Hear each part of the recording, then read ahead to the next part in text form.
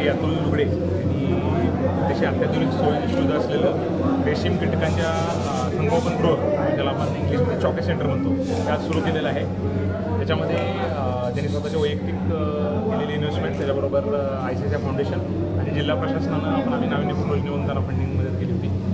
आणि ह्याचा उद्देश हाच आहे की चांगल्या क्वालिटीचे जे कीटक असतात आपल्या रेशीम किड्याचे, ते त्यांना चांगल्या क्वालिटीचे शेतकऱ्यांना उपलब्ध यामुळे होतील. त्याच्यामध्ये इन्क्युबेशन चेंबर असतो, त्याच्याबरोबर साफसफाई आणि त्या सुरुवातीची जी कीटकाची ग्रोथ असते, ती ग्रोथ होण्यासाठी जे काय आवश्यक सोयीसुविधा आहेत त्या ठिकाणी उपलब्ध आहेत. आणि साधारणतः 8-10 दिवसात इथली सायकल झाल्यानंतर शेतकरी आपल्या शेतामध्ये आणि आपल्या जे शेड असतात त्या ठिकाणी कीटकांना घेऊन जातात. त्याच्यामध्ये ह्या चॉकी सेंटरचा अतिशय महत्त्वाचा रोल असतो. तर मला वाटतं की आपल्या जिल्ह्यामध्ये अतिशय इतक्या साधन असलेले महाराष्ट्रातलं पहिलं आणि जिल्ह्यातलं सुद्धा पहिलं असं हे केंद्र या ठिकाणी सुरू केलं आहे. त्यासाठी आमचा पूर्ण रेशीम विभाग, ICICI फाउंडेशन आणि आमचे इथले जे शेतकरी आहेत त्यांना आम्ही शुभेच्छा देतो. आणि जास्तीत जास्त शेतकऱ्यांनी आपल्या रेशीम शेतीची लागवड करून आपल्याला जे परमनंट स्वरूपाचं जे इन्कम आहे सर्वांना मिळावं, त्यासाठी सर्वांना शुभेच्छा देतो. आपण 10,000 हेक्टरचं उद्दिष्ट ठेवलं होतं, तर त्या दृष्टीनं जे आपले पावले उचलली तर ते कसा प्रतिसाद मिळू? त्याच्यामध्ये जवळजवळ आपण 10,000 दिले होते, त्यापैकी साधारणतः 2 ते 3,000 शेतकऱ्यांनी हे केलेलं आहे. मला मध्ये जो 2,000-2,500 मजुरांना मंजुरी दिली, त्यांनी लागवडसुद्धा सुरू केलेली आहे. मला वाटतं आता चॉकी सेंटर आल्यानंतर शेतकऱ्यांचा विश्वास वाढायला नक्कीच होते. उद्योगासाठी जे आवश्यक असलेलं जे फिडरचे केले आपण, तर त्यासाठी कसं आपल्याकडे संकल्पना? आपल्याकडे ते सांगतो, आपल्याकडे बऱ्याच वेळा काय होतं की जे शेतामध्ये जे लाईट वगैरे असते ते फक्त 8 तास अवेलेबल होते, बऱ्याच वेळा 8 तास सुद्धा उपलब्ध होत नाही. त्यामुळं या ठिकाणी आता यांचं स्पेसिफिक प्रपोजल असल्यामुळे आपण मग EPDC मधून यांना गावठण फिडरची जी कनेक्शन आहे ती देण्याची पण व्यवस्था केली होती. तर सुद्धा आम्ही वेळोवेळी आपल्या DPCच्या माध्यमातून बरेचसे जर कुठे ग्रामीण भागात शेतकरी जर वेगवेगळे उद्योग करत असतील तर त्यांना सुद्धा आपण नक्कीच DPCच्या माध्यमातून मदत करण्यासाठी प्रयत्न करू शकतो. ग्रामीण भागामध्ये उद्योग वाढण्यासाठी त्यांना लाईट मिळणं, लाईट, रस्ता आणि पाणी अतिशय बेसिक गरज आहेत. त्या गरजांसाठी त्यांना मदत करण्यासाठी नक्कीच आमच्याकडे प्रपोजल आलं तर आम्ही नक्कीच त्यांना मदत करण्याचा प्रयत्न करू. धन्यवाद. माझं नाव अतुल जनार्दन लुगडे, राहणार खामकरवाडी, तालुका वाशी, जिल्हा धाराशिव. तर 2005-06 मध्ये रेशीम लागवड मी केली. त्यावेळेस गावामध्ये पूर्ण खामकरवाडी गाव हे मजुरीचं गाव, प्रत्येकाला काम केल्याशिवाय पर्याय नव्हतं. अशा काळात मी शाळा सोडली आणि शाळा सोडल्यानंतर रेडिओवर मुलाखत ऐकली की कर्नाटकमध्ये असं रेशीम उद्योग चालू. तर ते मला एक छंद भरला की रेशीम उद्योग करावा. मी शेजारीच लक्षात आलं की शांतीलाल फरताडे म्हणून शेतकरी आहे, त्याने नेटकीच लागवड केली. तर त्याच्याकडे मी जाऊन पाहिलं, आवडलं, ते केल्यानंतर त्यावेळेस वडील म्हणायचे की असं काटक्या काय लावायला लागला. तर तिथं माझ्या अर्धा एकरचा तू 10,000 रुपये दे. म्हणून मी म्हटलं ठीक आहे देतो. पहिल्या वर्षी 31,000 रुपये माझं उत्पादन झालं. शेजारी भावाचा केळीचा बाग होता, त्या केळीच्या बागामध्ये 25,000 रुपये उत्पादन झालं तेवढ्या क्षेत्रामध्ये. तर तेवढं झाल्यानंतर चुलत भाऊ त्यांना मी प्रेरणा दिली की त्या केळीच्या बागामध्ये काय आहे, मी रेशीम उद्योग करा. तर तिथून पहिल्यांदा दुसऱ्या वर्षी 7 शेतकरी तयार झाले. पुन्हा तिसऱ्या वर्षी 15-20 शेतकरी तयार केले. आणि नंतर हळूहळू आज 2024ला गावात एक पण घर नाही की त्याच्याकडे रेशीम शेती नाही. ज्याच्याकडे जमीन नाही त्याच्याकडे पण रेशीम शेती. तर ती कशी, तर तो बटही नाही. समजा आता हे काय झालं, असंच करत असताना चॉकी सेंटर धाराशिवमध्ये आहेत, परंतु कलेक्टर साहेबांनी त्यात आले आणि कलेक्टर साहेबांच्या विचार त्यांनी चर्चा केली.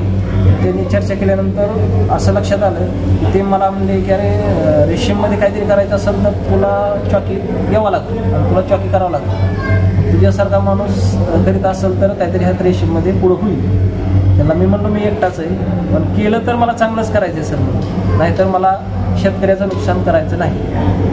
म्हणून मी असा एक निश्चय मानला की कलेक्टर साहेब आपल्याला एवढं बोलतात म्हणल्यावर काहीतरी आपल्याला विशेष करायचं.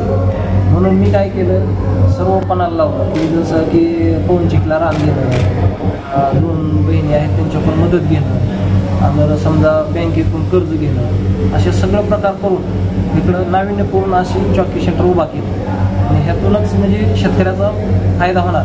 कारण की जसं की अंडीपुंज फुटायला इन्क्युबेशन चेंबर असतं, जनरेटर असतं, ट्रे असतात. हे ICICI फाउंडेशनला CSR फंडातून मला मदत केली. ह्याच्या पायी मी जी प्रेरणा घेतली हे कलेक्टर साहेबाच्या उत्साहापायी झालं. कारण की त्यांनी फाउंडेशनला सांगितलं बाबा ह्याला मदत करा. या प्रेरणेनं आज हे उभा केलं आणि खरोखरच सगळ्यांच्या प्रेरणेनं की मला असं वाटतंय की महाराष्ट्रातल्या प्रत्येक माणसाचा लोकवाटा मला पोचला आणि त्या लोकवाट्यातून मी हे काम केलं आणि मी महाराष्ट्राचा ऋणी आहे म्हणून मी आज महाराष्ट्राचंच काम करणार आणि महाराष्ट्राला जितकं उत्तमात उत्तम चॉकी देता येईल तेवढं मी प्रयत्न करीन. आपल्या घरच्याचं आपलं सहकार्य कसं लाभलं? घरच्याचं सहकार्य म्हणजे घरच्याचं सहकार्य पहिले नव्हतं. नंतर मग जे उत्पादन पाहून त्यांचं सहकार्य जो वाढत गेलं. आणि कशा पद्धतीत तुम्हाला हे शेतीमध्ये काम करण्याची हे मिळाली सुरुवातीला? म्हणजे तुमचं शिक्षण काय झालं का? तुम्हाला वाटलं का शेतीमध्ये आपण अशा पद्धतीचं करावं असं सुरुवातीला? आता काय वाटतंय? आता छान वाटते सगळं करून. कशा पद्धतीनं म्हणजे काम आहे शेतीमधलं, विशेषतः आपल्या तुती लागवडीच्या संदर्भातलं? छान आहे सगळं काम येतंय म्हणजे येतंय करायला. आपल्याकडे काय पशु वगैरे आहेत का? गाई, शेळी, म्हशी वगैरे? 2 गायी आहेत. त्यांना चारा वगैरे दिला जातो का ह्याचा? हो, रेशीम उद्योगाचा चारा दिला जातो. किती निघतात आपल्याकडे? प्लॉट किती होते वर्षातून 4 लॉट होते. किती एकरवर आपल्याकडे रेशीम लागवड?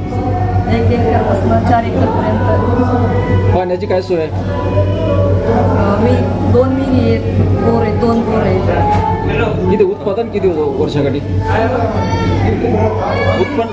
उत्पादन सरासरी 5 लाखापर्यंत आहे. आपण जिल्ह्यातील शेतकऱ्यांना काय आव्हान करत होते संदर्भात, लागवड संदर्भात? जिल्ह्यातल्या शेतकऱ्यांना असं आवाहन करतो की बाबा खरोखरच रेशीम शेती एक असा शेती व्यवसाय की जो की महिन्याला पगार देणारा उद्योग आहे. जसं की जो नोकरी करण्याची काहीच गरज नाही असं मला वाटतं. जर त्याच्या मनगटामध्ये जर ताकद असेल आणि त्याच्यात आत्मविश्वास असेल तर त्याला कुठलीही गोष्ट अशक्यच नाही. या जगातली कुठलीही गोष्ट शक्य त्याच्यापाशी आणून होऊ शकते. तेवढी रेशीम उद्योगामध्ये पावर. कारण की माझ्या गावाहूनच घेतलं, माझं गाव मजुरीचं होतं. आज एकही गावातला माणूस बाहेर जात नाही तर बाहेरची माणसं मजुरीला गावात. हे पाणी टंचाई किंवा दुष्काळ याचा काय परिणाम होतो का याच्यावर? पाणी टंचाई दुष्काळाचा परिणाम होतोच, परंतु आम्ही त्याला काय केलं, बोर रिचार्ज ICICI फाउंडेशनच्या मदतीने आम्ही बोर रिचार्ज केली. पाणी फाउंडेशन काही मदत करतो. पण आम्ही काय करतो, झाडे 5x5 वर झाडे लावून पाणी कमी लागत आणि रेशीम शेती आणि निसर्गाचं पण संवर्धन होईल त्यासाठी पण आमचा प्रयत्न आहे. आणि नैसर्गिक शेती सुद्धा करण्याचा प्रयत्न आहे. म्हणजे आम्ही सर्वात जे 4 पैसे आल्यानंतर सगळं काही सुचतं असं गावाला झालं. कारण की पहिलं असं उठणं आणि मजुरी करणं एवढाच व्यवसाय होता. आता 4 पैसे आल्यानंतर नवीन काय करावा, गोबर गॅस केलेत गावात.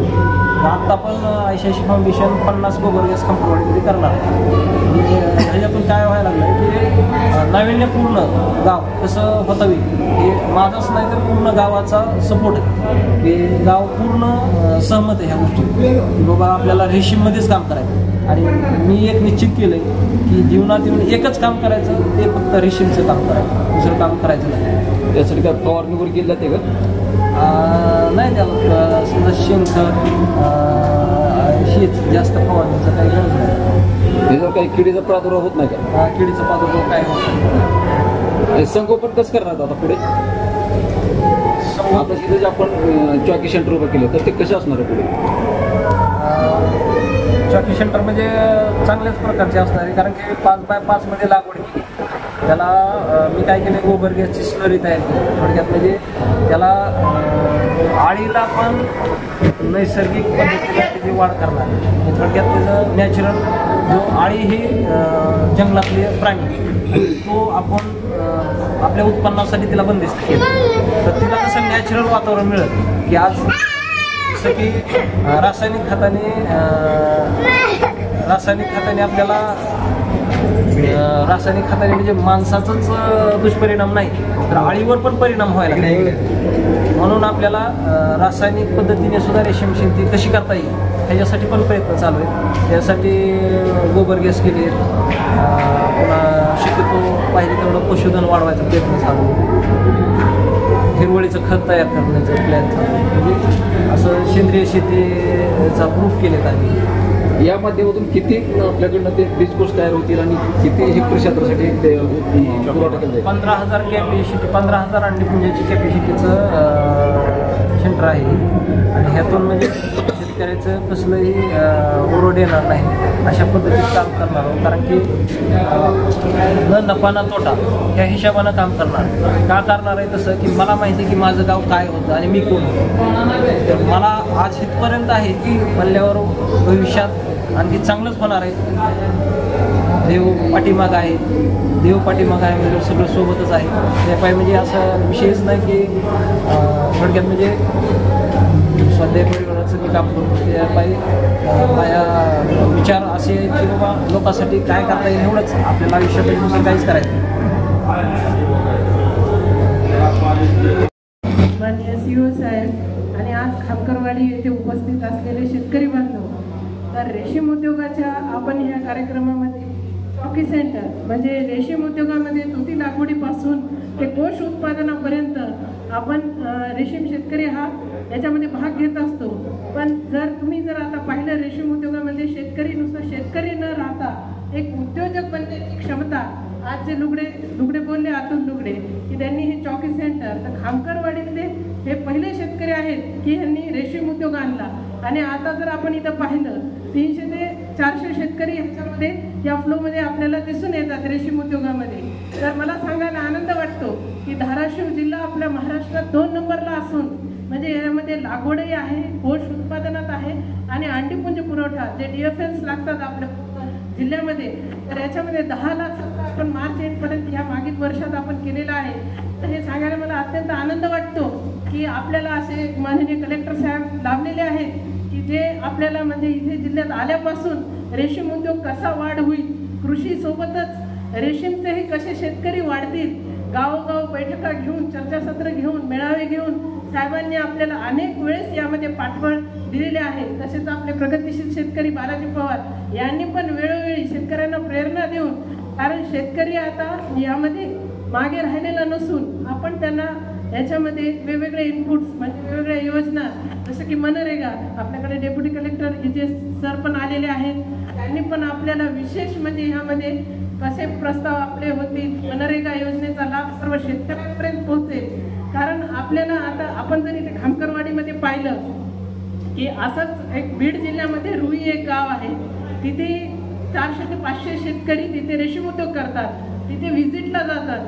तसंच हे आपले खामकरवाडी इथे रेशीम हब किंवा रेशीम प्रशिक्षण केंद्र म्हणून उदयास येईल. त्याच्यामुळे माझी सर्व शेतकऱ्यांना विनंती आहे की आपण तुती लागवड आपली किती आहे, 1 एकर आहे का 2 एकर आहे, तर ती जास्तीत जास्त वाढवून रेशीम उद्योगास प्रोत्साहन द्यावं. तसंच या उद्योगामध्ये महिलांचा सहभाग, आता जर तुम्ही पाहिलं पूर्ण महाराष्ट्रात महिला अधिकारी सुद्धा, आता महाराष्ट्रात आमचं रेशीमचं जे डिपार्टमेंट आहे अगदी छोटं आहे, त्याच्यामध्ये 140 कर्मचारी आम्ही पूर्ण महाराष्ट्र जिल्ह्यामध्ये महाराष्ट्र राज्यामध्ये काम करतो आणि जिल्ह्यात केवळ 3 कर्मचाऱ्यांवर.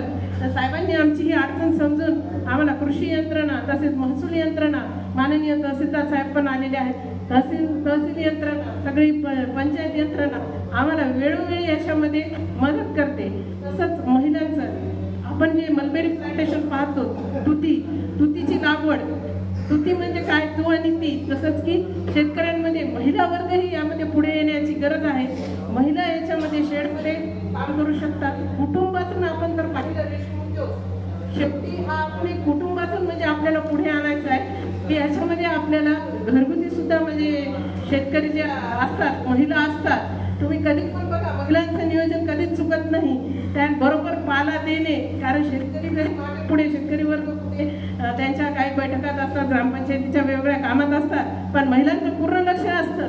कारण घरचं सांभाळून सर्व शेड त्यांना सगळं पाला व्यवस्थित देणे. जर तुम्ही रेशीम कीटकांचा कार्यकाळ पाहिला तर 28 दिवसांचा कार्यकाळ असतो.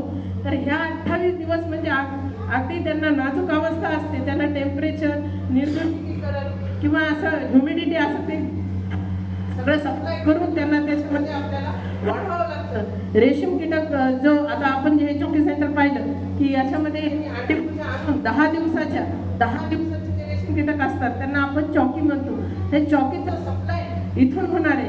त्याच्यामुळे नक्कीच जे आहे खामकरवाडीतलं जे पहिलं आणि कारण कसं आहे बरेच महाराष्ट्रात आपण कुठल्याही जिल्ह्यामध्ये पाहिलं 1 ते 2 समजा चॉकी सेंटर आहेत आणि मला सांगायला आनंद वाटतो सर की आपल्याकडे पहिले जे आहेत 8 आणि आता नवीन प्रशिक्षण घेऊन आले 6 असे 14 सर आपण चॉकी याच्यामध्ये वतीनं आपण सगळे ह्या शेतकरी आणि रेशीम उद्योग वाढवूया आणि याच्यामध्ये रेशीम निर्मितीची जे धागा निर्मितीची आहे ही पण कास धरूया. एवढे बोलून मी माझे आज कलेक्टर साहेबांनी सांगितल्याप्रमाणे अतुल भाऊ आम्हाला कलेक्ट झाले होते. त्या दृष्टीने आपण फाउंडेशन मार्फत ह्या चॉकी सेंटरला जवळपास फाउंडेशन मार्फत 14 लाखाचा सपोर्ट आपण केला आणि आज आम्हाला आनंद वाटतो का फाउंडेशनने जो सपोर्ट केला तो खरंच सार्थी लागला. कारण की आम्ही पण हा प्रायोगिक तत्व होता. देशातला आमचा पण पहिला प्रयोग फाउंडेशनचा का चॉकी सेंटरला सपोर्ट करणं ह्या गोष्टींनी आपण हे केलं.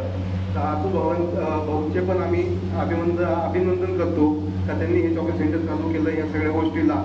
तर सर फाउंडेशन मार्फत पण आपण विविध प्रकारचे उपक्रम आपण 51 गावांमध्ये कळम आणि धाराशिव तालुक्यामध्ये करतोय. त्याचबरोबर प्रायोगिक तत्वावर अतुल भाऊ जे म्हटले का बाबा इथून अंडी पुंजापासून तर कपडा निघायला पाहिजे. तर त्याच दृष्टीने धर्तीवर आपण तर आता इन्क्युबेशन चेंबरला सपोर्ट केला सगळं केला पण आम्ही धागा निर्मितीसाठी पण एक युनिट ह्या खामकरवाडी गावामध्ये प्रस्ताव टाकतोय आता फाउंडेशन आणि ह्या वर्षा अखेरपर्यंत आपण ते करणार आहे. त्याचबरोबर खामकरवाडीमध्ये सर आपली चर्चा झाल्याप्रमाणे 50 बायोगॅस युनिट आपण या खामकरवाडीमध्ये आपण शेतकऱ्यांना देणार आहे. त्याचबरोबर एक मोठं युनिट बायोकोन युनिटचं खत निर्मितीचं आपण ह्या गावामध्ये प्रस्तावित करतोय. कारण की लोकांना पाहिजे ना, लोकांचा फीडबॅक घेऊन द्या. हो काय पाहिजे ना नाही त्याच्यात लोकांकडून डिमांड आली कन्सर्न झालं त्याच्यामुळे आपण ते युनिट हे करतोय. आणि जे खताचे रेट वाढत आहे त्या दृष्टीने पण एक पर्याय म्हणून सिंगल सुपर फॉस्फेटला पर्याय म्हणून आपण बायोकोन हे उत्पादन पण ह्या गावात करून आपण आजूबाजूच्या जवळच्या शेतकऱ्यांना ते प्रोव्हाइड कसं करता येईल याच्यावर चाललंय आपलं. त्याचबरोबर आपण जवळपास 51 गावांमध्ये 200 एकरवर आंबा आणि सीताफळाची लागवड ह्या वर्षी फाउंडेशन मार्फत आपण करतोय. त्याचबरोबर शेतकऱ्यांना आपण ड्रिपचा पण सपोर्ट करतोय. तर त्या दृष्टीने पण आपलं चाललंय. त्याचबरोबर सॉइल टेस्टिंग सगळ्यात मोठा विषय का माती परीक्षण शेतकरी करत नाही. तर त्या धर्तीवर फाउंडेशन मार्फत आपण 4 युनिट धाराशिव आणि कळममध्ये आपण इस्टॅब्लिश करतोय का ते ऑटोमॅटिक मोबाईल युनिट आहे. ते शेतकऱ्याच्या बांधावर जाऊन पण सॉइल टेस्ट करता येईल अशा प्रकारचे युनिट आपण फाउंडेशन मार्फत पुढील 2 महिन्यामध्ये 4 ठिकाणी सपोर्ट आपण करतोय व्यवस्थितपणे. आणि ते ICAR अप्रूव्ड आहे ॲक्च्युली ते युनिट. त्याच्यामध्ये मोठ्या गाडीमध्ये नेलं तरी त्याच्यावर चेक होईल. त्या दृष्टीने आपण हे करतोय.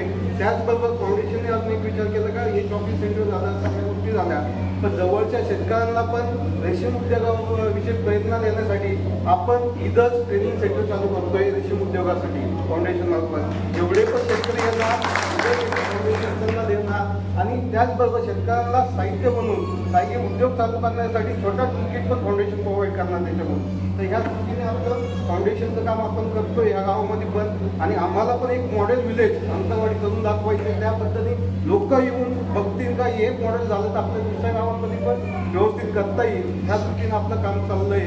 तर धन्यवाद. सुवर्ण दिवस असं मी का म्हणालो तर आपल्या धाराशिव जिल्ह्यामध्ये रेशीम ही एक सोन्याची खाण आहे आणि फक्त आपण सोन्याची खाण आहे या ठिकाणी मोठ्या प्रमाणात उत्पादन होत आहे अशी आपण फक्त चर्चा करत होतो. परंतु जानेवारीमध्ये माननीय जिल्हाधिकारी साहेबांना आमची भेट झाली आणि त्या जानेवारी महिन्यापासून साहेबांचा रेशीम उद्योग वाढला पाहिजे म्हणून साहेबांनी 10,000 एकर क्षेत्र या जिल्ह्यामध्ये वाढलं पाहिजे आणि नोकरदारासारखा पगार या जिल्ह्यातील शेतकऱ्यांना निघाला पाहिजे याच्यासाठी जानेवारी महिन्यापासून आपण प्रयत्न करतो. साहेबांनी आत्तापर्यंत सांगायचं झालं तर सुरुवातीला अतुल लुगडे की खामकरवाडीतील शेतकरी चॉकी सेंटर संदर्भामध्ये किंवा चॉकी सेंटर एक महाराष्ट्रामध्ये अद्यावत चॉकी सेंटर असणं गरजेचं आहे. म्हणून गणेश यादवराव आणि अतुल लुगडे आणि जिल्ह्यातले काय असे साधारण 9 शेतकरी 3 महिने ट्रेनिंग घेऊन आल्यानंतर आम्ही माननीय जिल्हाधिकारी साहेबांकडे विनंती केली की आपल्या जिल्ह्यातील सगळ्यात मोठा धोका कोणता आहे, तर सर्व शेतकऱ्यांना निरोगी आळी मिळाली पाहिजे, सुदृढ आळी मिळाली पाहिजे, असं वेळोवेळी आम्ही प्रयत्न केला.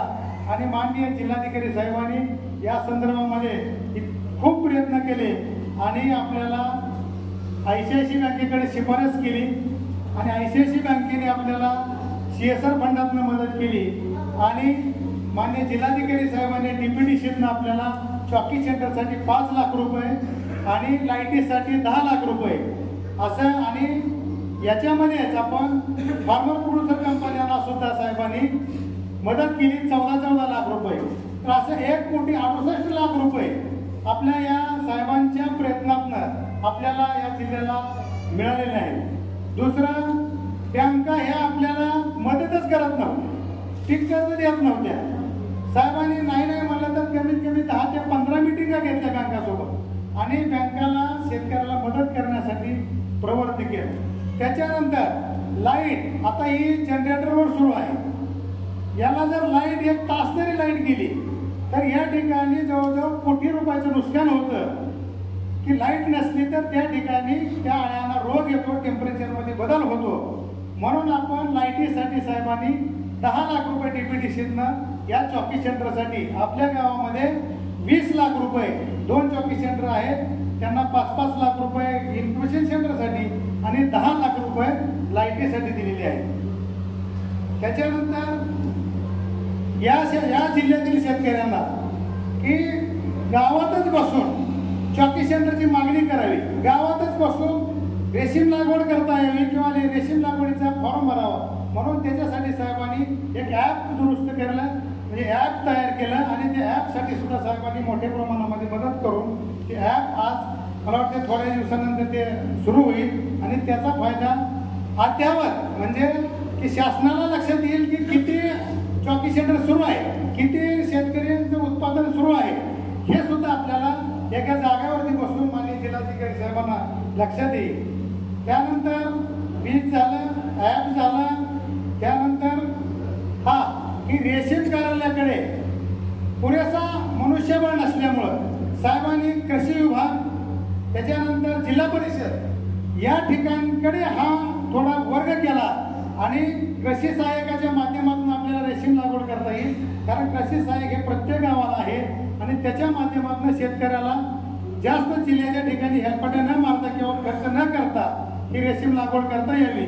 म्हणून आपण जिल्हा परिषद आणि कृषी विभागाला इन्व्हॉल्व करून घेऊन या जिल्ह्यामध्ये रेशीम वाढावं म्हणून मोठ्या प्रमाणात प्रयत्न केला. तर महाराष्ट्रामध्ये असं कुठंही म्हणजे चॉकी सेंटर नाही, म्हणजे महाराष्ट्रातलं एक पहिलं चॉकी सेंटर आहे.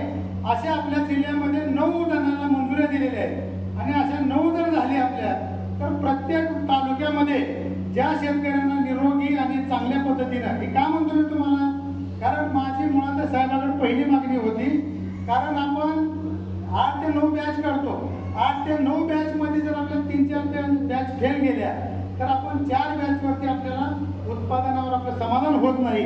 म्हणून सगळ्यात मोठा निर्णय महाराष्ट्रात या जिल्ह्यामध्ये सुवर्ण अक्षराने लिहिण्यासारखा निर्णय झालेला आहे आणि त्याची गेल्या 5 महिन्यात साहेबांनी मंजुरी दिली आणि 5 महिन्यानंतर महाराष्ट्र बँकेने सुरुवातीला, कारण मला वाटतं आदररावांची एक फाईल होती आणि ती इंडिया बँकेकडे होती, 5 महिने प्रयत्न केला, शेवटी ती फाईल उचलली.